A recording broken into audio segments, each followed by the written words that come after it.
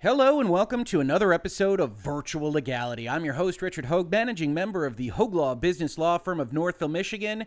And today there is so much news hitting my timeline and just in video games and pop culture events in general. I wanted to cover one of the ones that was, to me, the most fun and interesting. And that is a GQ interview with the PlayStation head, the head of Sony Interactive Entertainment, Jim Ryan, and the absolute deluge of news that came out of this fairly short interview with GQ. Now, I could only find it on GQ UK, so this might actually be limited to British GQ, just to add a little bit of more puzzlement to the fact that Sony released all this information all at once. And that's part of the conversation I want to have. This is an interview with an outlet that isn't specifically known for breaking video game news, didn't expect to get a ton of video game news. In fact, this entire preamble to this article describes how they weren't really prepared to get news item after news item after news item from this. When we got offered 20 minutes with the PlayStation boss out of the blue last week, it did seem a bit too easygoing to be true, a follow-up to our PS5 related chat last November. And then they go on to say, wow, we got so much information out of this particular talk that we really had to edit it and make sure that it made sense when we put the article together. And before we get into the substance here, and there's a lot of substance to talk about, I do want to talk about their messaging. PlayStation and Sony has been doing a lot of interesting things over the past couple of years in terms of getting their information out. Nintendo has really started to fall into Nintendo Directs and Nintendo Mini Directs, and we've got a certain cadence for Nintendo reveals that we understand. Xbox is somewhat similar. We regularly hear from the folks behind the Xbox brand. They put out blog posts fairly regularly that offer news items that make a lot of sense in terms of getting to the most people. And they have their own branded video series and event series that they go out with the news. PlayStation's a little bit different. PlayStation continues to drop and drab these very big news items in very unexpected places. And so I find that very interesting. One thing that happens here is because so much news was released all at once, they kind of combine in a ball the good news and the bad news in a way that I suspect strategically is useful so that you can kind of cover up some of the bad news, which is delays and difficulties in making PlayStation 5s, which we will talk about as part of this video, with some of the good news that there are games that are on path for release in 2021. That they're bringing back PlayStation VR, which was a product that I really, really enjoyed, though maybe not as up to technological speed as I would have hoped for, and we'll talk about that as part of this video as well. I think that's probably the strategy here, but when you pick out places like GQ rather than, Polygon or IGN or Kotaku or anywhere else that has this kind of big video game presence, you are saying something. You're saying something that says, hey, we're not just about video games. We're not just aiming at a niche audience of already gamers. We are a media enterprise, just like movies or television, and we want to sell ourselves as something that can have an interview that drops big news in GQ or Variety or any other number of places. And I think that makes a lot of sense for the Sony brand, which is clearly kind of ahead of the game in terms of the core gaming audience. Nintendo and their Switch is selling like gangbusters. They outsold the Xbox and the PlayStation this last quarter, and I think this last month. They are doing really, really well, focused on an almost entirely different market from Xbox and Sony, and as we'll talk about as part of this article, PC gamers. And so I think Sony is trying something a little bit different, but as has been the case really since this generation started or even before it, this continues to present some really interesting diversions of what the overall strategy of these various companies is. Now, with that all as preamble, and I find it interesting, and maybe you do, maybe you don't, let's talk about the substance of what Jim Ryan had to say. GQ starts, since we've got you here, when is everyone who wants to buy a PS5 going to be able to easily buy one? Of course, this is one of the news stories of the past few months. Part of that story, which isn't addressed in this article, is the fact that actual scalpers, people with bot networks and things, are finding ways to get in there and purchase Xbox Series X's and S's, PlayStation 5s before ordinary consumers. And there's even legislation being considered in various jurisdictions to cover that. But even without scalpers and bot networks and everything else, the plain fact remains in pandemic land, it's hard to get these things built. As Jim Ryan says, we're working as hard as we possibly can. There's no reason to disbelieve that because demand for PlayStation 5 remains very, very high. They don't need any of this extra marketing that it's not available on shelves or anything like that, or that they're having all these difficulties with scalpers, it would seem that we can take it on its face that they're just having trouble making the things. You may have read that we sold 4.5 million PS5s at the end of December. That's more than we did PS4s in 2013, the launch year for that system. And that was the high watermark for the PlayStation generation. So he's trying to establish, hey, we have done better than we have done in the past. But of course, 7 years on, there's more population. Video games have continued to grow. There's more capacity globally to make these things, but maybe not in such a difficult year as 2020 and 2021. I also thought it was interesting that he describes the new PlayStation 5 owners. 1 in 4 of those who bought a PlayStation 5 do not have a PlayStation 4, presumably a 4 Basic or a 4 Pro, and those around about half are new to the PlayStation Network. So they're really finding that adoption of both their PlayStation Network recurring revenue, which is important for them, obviously, just as Game Pass and Xbox Gold is important to Xbox, that has really, really grown, and that the hardcore gamers, the gamers that want to purchase those kinds of PlayStation Network products, are the early adopters of the system, which you would expect. A little bit more unusual from my point of view is that so many people that didn't own a PlayStation 4 jumped on with PlayStation 5, and that's going to be an interesting thing to follow, because if Sony manages to increase their base even further, they're really going to have a very formidable presence now and well into the future with the PlayStation 5 product. What's holding back production, asks GQ. We'd imagine it's more than just COVID. I think COVID pretty much does the job well on this particular question. Obviously, in a pandemic, supply chains become a little more complicated than would normally be the case. You know, one very visible example is the difficulties in the semiconductor market. Whether it's automobiles, smartphones, PCs, or game consoles, the problems in all those areas are very widely documented. We're working as we always have, but with renewed vigor and energy post-Christmas to get supply up. It will increase as each month passes, and the situation will start to get better, hopefully quite quickly.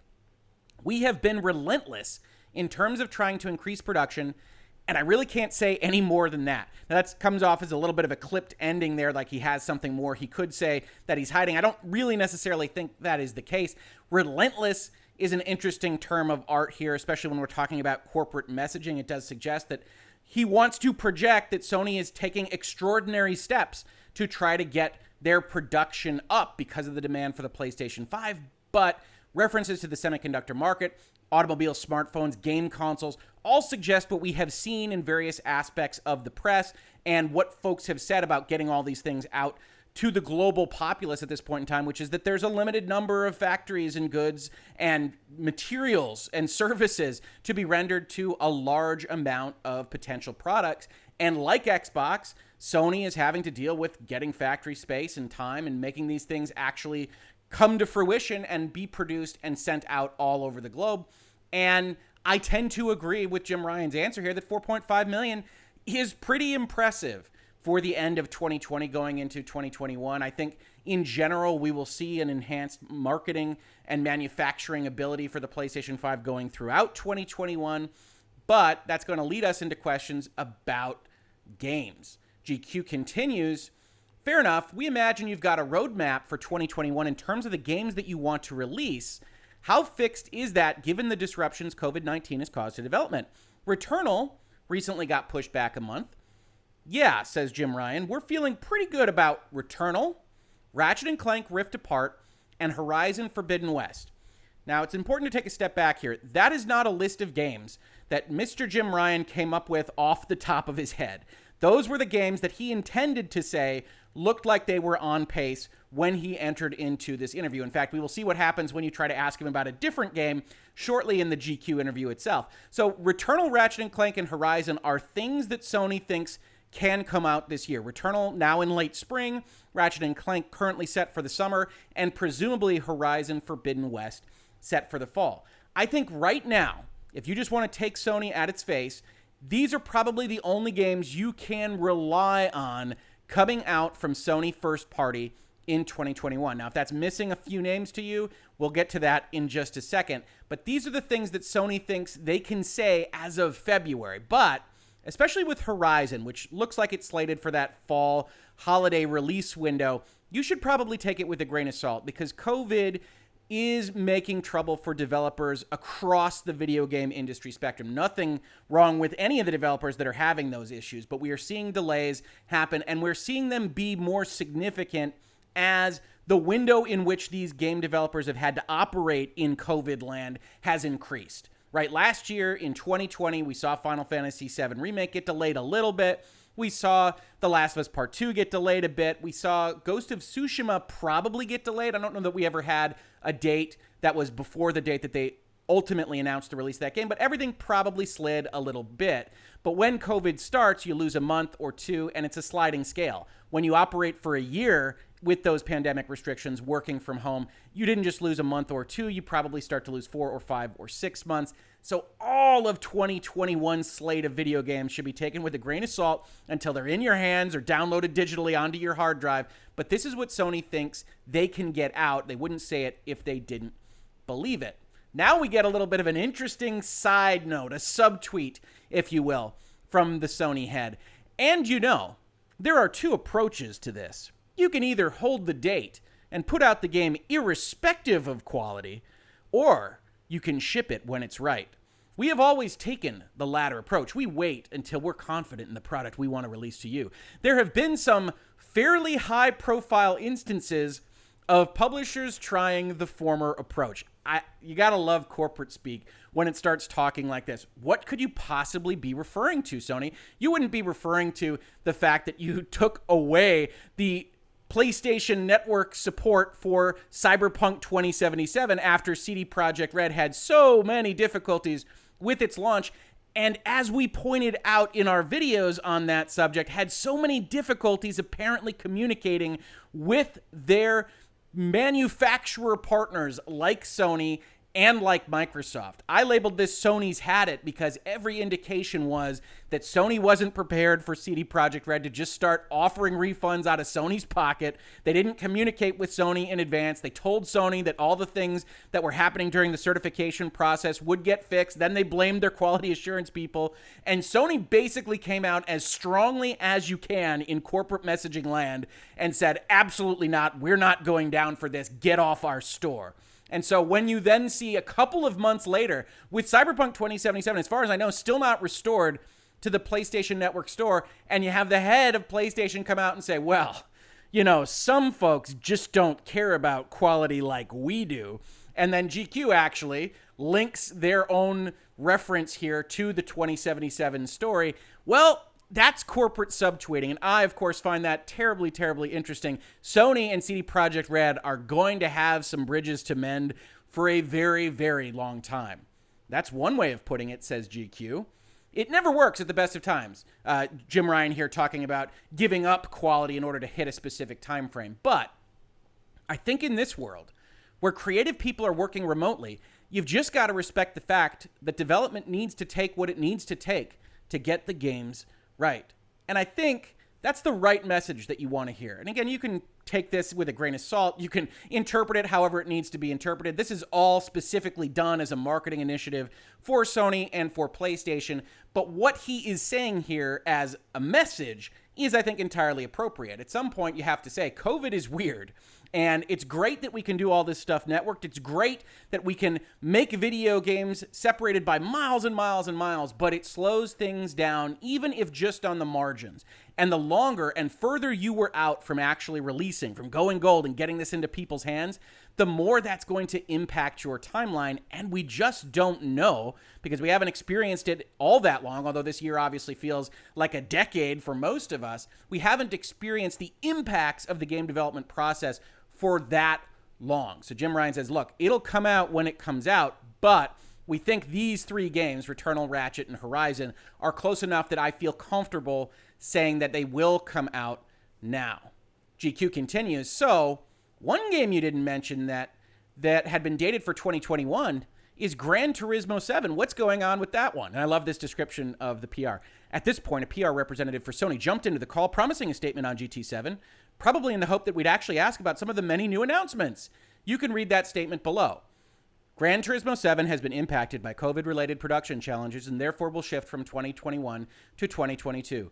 With the ongoing pandemic, it's a dynamic and changing situation, and some critical aspects of game production have been slowed over the past several months. We'll share more specifics on GT7's release date when available.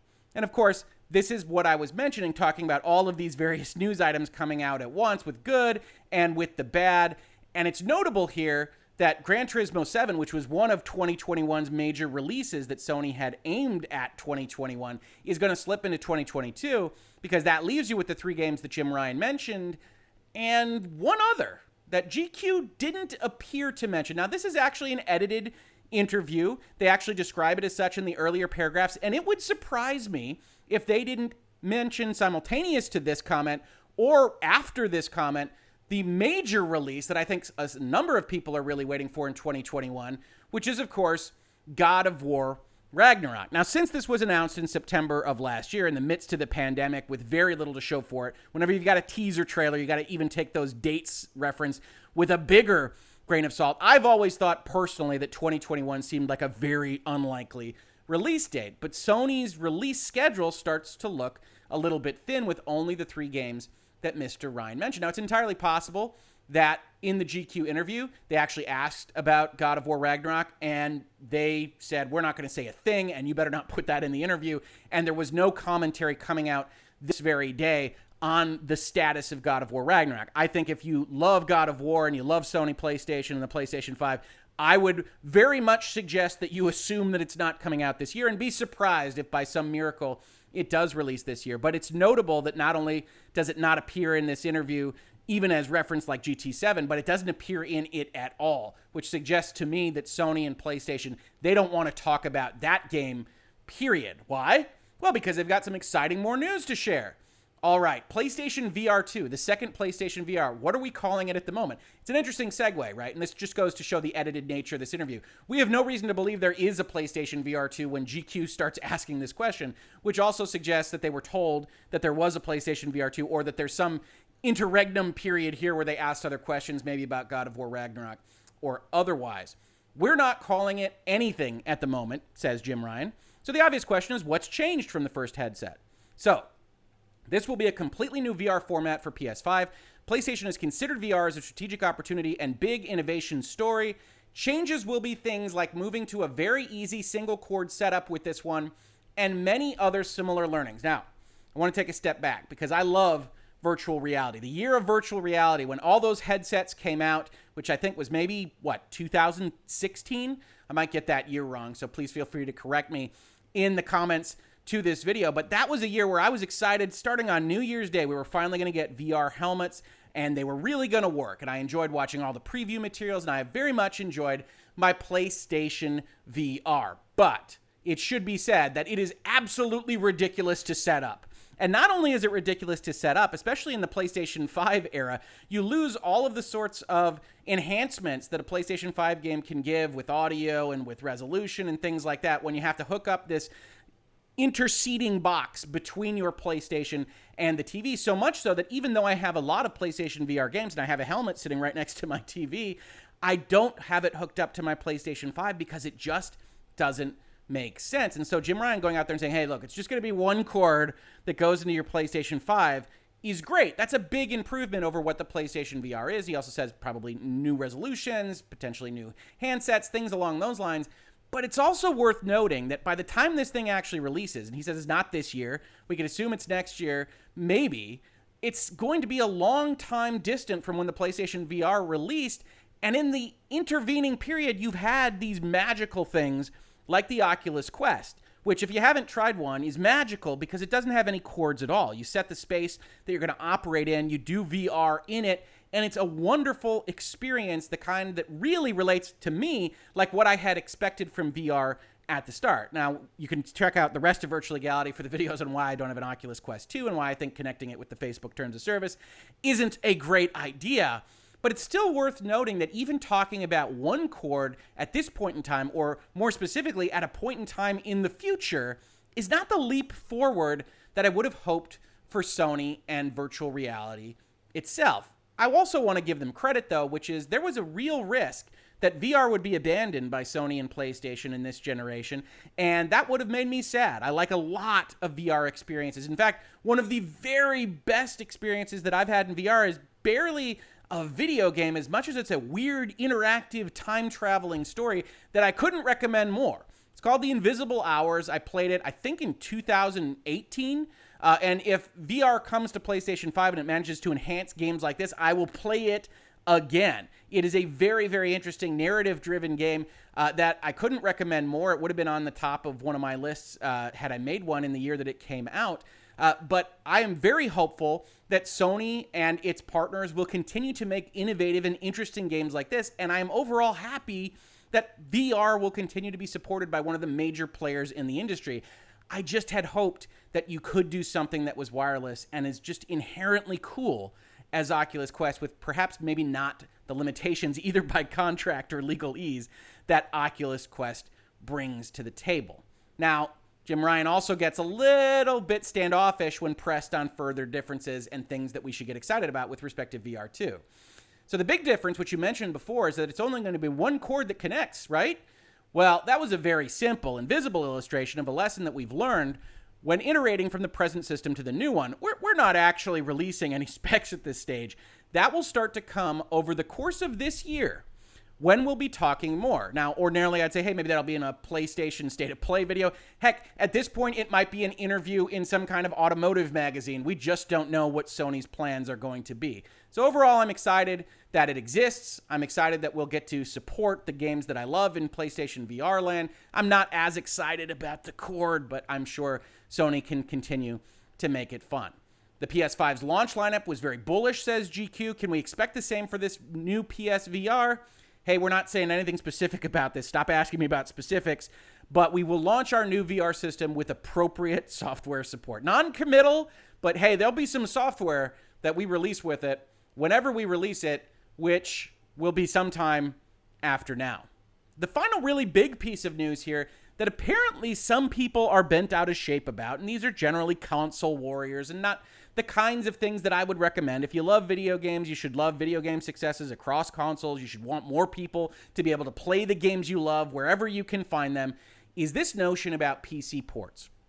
So, releasing PlayStation games on PC was something that Sony PlayStation held back on for a long time. Now it sounds like you're very much on that bandwagon. What changed? I think a few things changed, says Jim Ryan. We find ourselves now in early 2021 with our development studios and the games that they make in better shape than they've ever been before. Now, that might be in better shape for the next 4 or 5 year period. Certainly 2021 seems like it's going to be a little slim from Sony first party. Particularly from the latter half of the PS4 cycle, our studios have made some wonderful, great games. There's an opportunity to expose those great games to a wider audience and recognize the economics of game development, which I love as a phrase, right? What does recognize the economics of game development mean to you or to me? It means we're going to make some money, yo! And there's nothing wrong with that. He continues by saying, hey, the cost of making games goes up with each cycle as the caliber of the IP has improved. Objection. We'll talk about that in a second. Also, our ease of making it available to non-console owners has grown. So it's a fairly straightforward decision for us to make. So let's unpack all of that, right? Look, we've got a product. Let's call it, Days Gone. And Days Gone is a product that sold pretty well on the PlayStation 4. Hoeg loves it. We'll talk about that as well in a second. But we want to make more money off it. We're not entirely certain how. Well, the cost of making games has gone up. So how can we go and leverage the cost that we have spent in making that game in the best way possible? Well, we can put it on PC.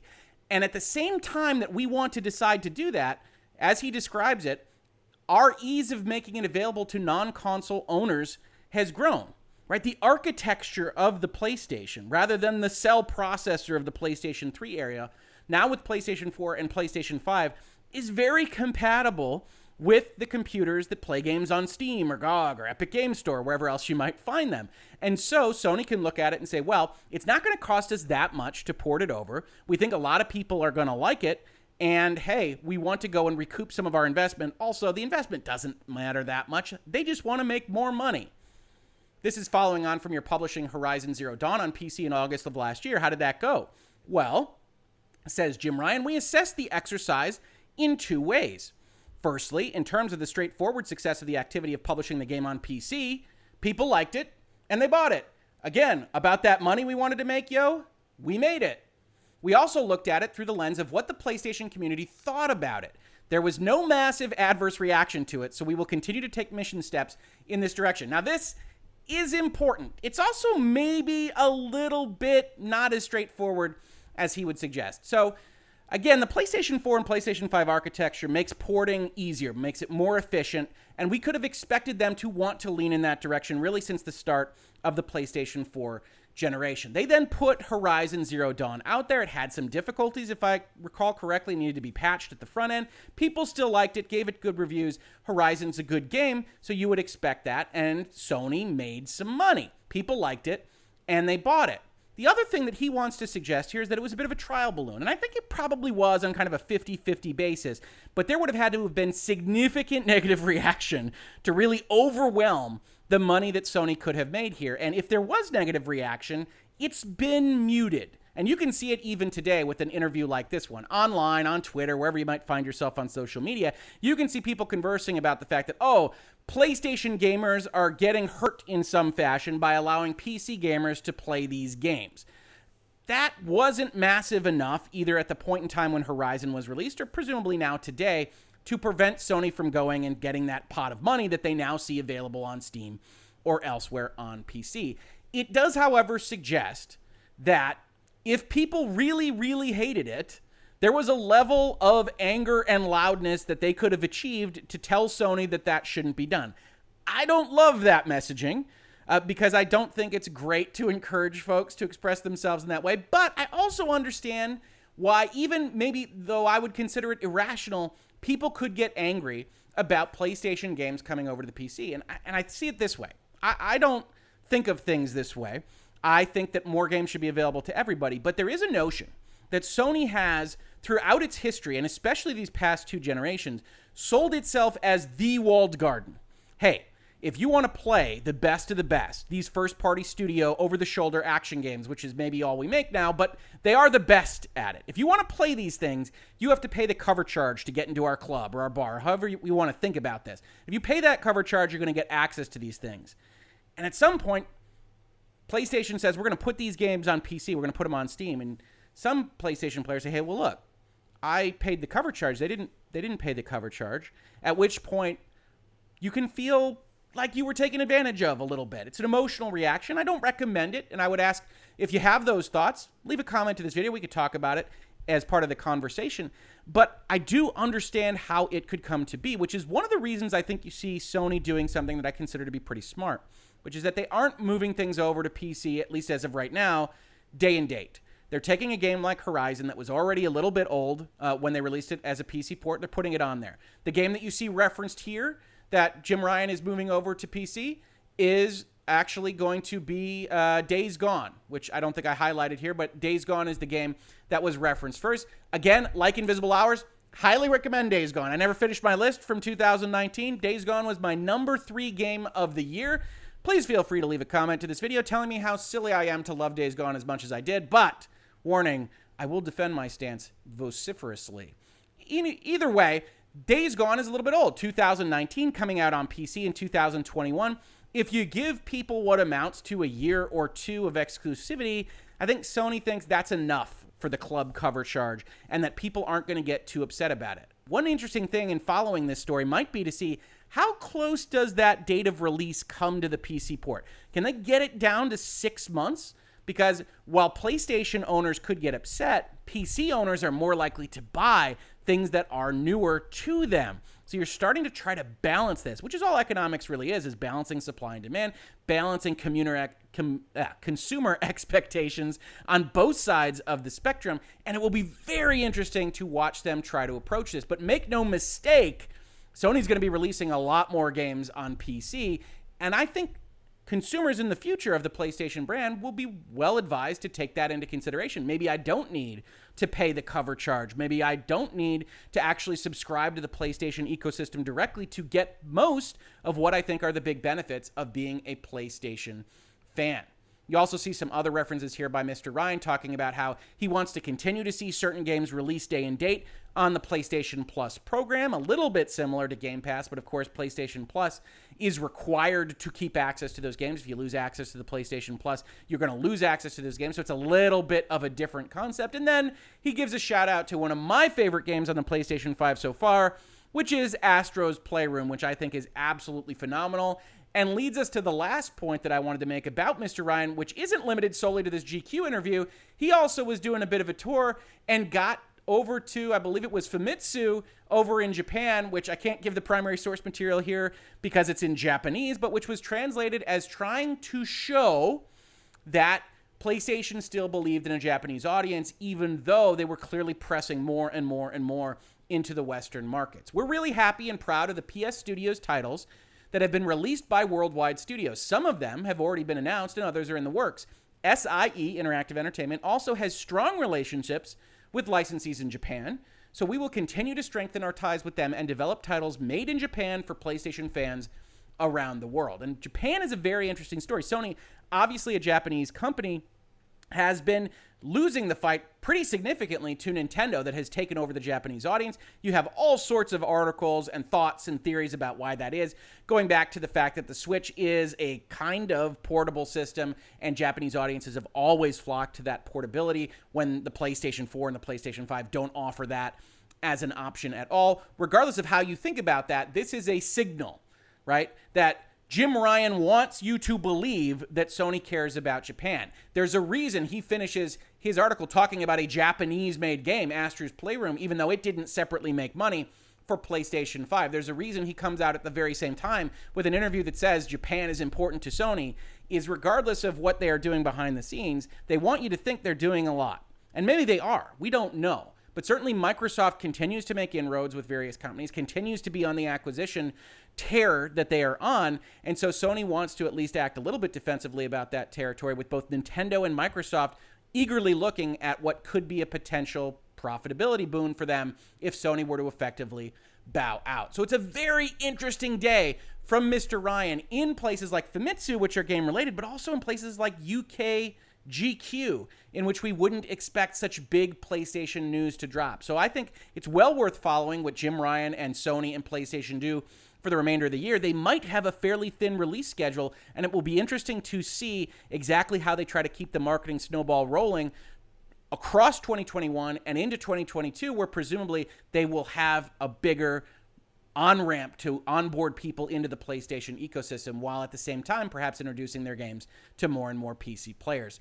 This has been Virtual Legality for today. If you enjoy conversations about the business and law of things like video games, movies, music, television, and pop culture, please consider supporting the channel. We've got a Patreon, we've got Streamlabs tips, we've got shirts to sell, Reasonable Minds Can Differ, Virtual Legality logo, all sorts of fun stuff. Or if you don't want to go that far, every little bit helps. Just consider subscribing, ringing bells, doing dances, whatever pleases the YouTube algorithm, and telling your friends that we're having conversations like this in this space. I love seeing the growth at the channel. I love seeing the additional conversations that people are having in the comments of these videos, including a bunch of people who think I'm wrong about basically everything. I love seeing that as well. Reasonable minds can differ. Disagreement is the spice of life, and that's how we improve ourselves and our knowledge about what we think about the things that we think about.